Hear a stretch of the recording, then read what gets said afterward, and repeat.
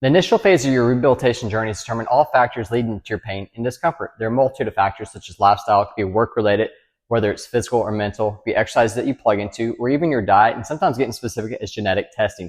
These are all great considerations to factor along the way, but there are three key areas that we want to focus on when it comes to your assessment to get you where you need to be and get the result the fastest.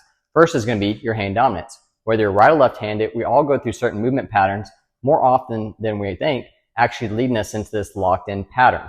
It could be something as subtle as stepping forward or maybe getting dressed. All these activities add up to a point where we don't realize it, but we're moving a lot in certain directions and not countering it in the opposite.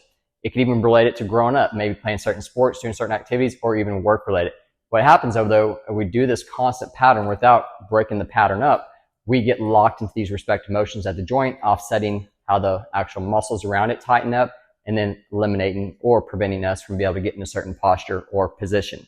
This increases your pain and discomfort, but also keeps that nervous system on tension.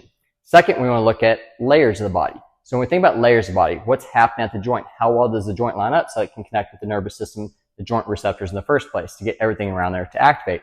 We also want to consider the capsule, the ligament around the bones that hold together at the joint to make sure that they're not tight and keeping you locked in. And then you look at layers of muscles. Each layer of muscle has its own pull on the joint or bones where they attach to, keeping you pulled out of position or deactivating a certain area, causing that tension and discomfort. You also want to consider fascia. Fascia is that layer between the skin and muscle. It has a lot of nerve endings and receptors that feed to the nervous system, keeping us tense and also sometimes a little bit more tenderness, discomfort. So when we think about all these different layers of the body, how it feeds into the body, but also the respective movement that we're looking for.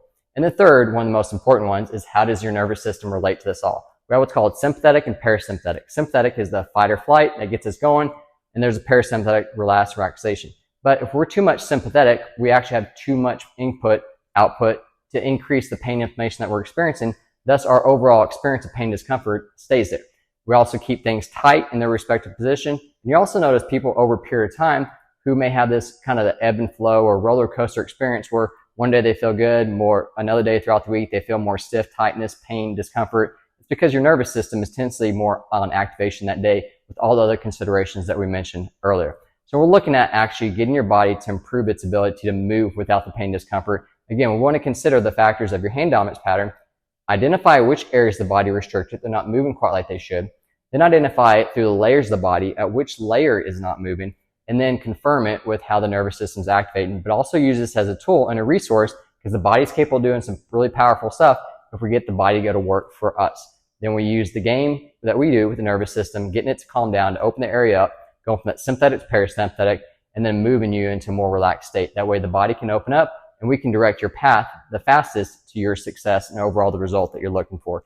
Again, when it comes to optimize your human function performance, it's understanding the body and getting the body to do what it's capable of doing at its most efficient way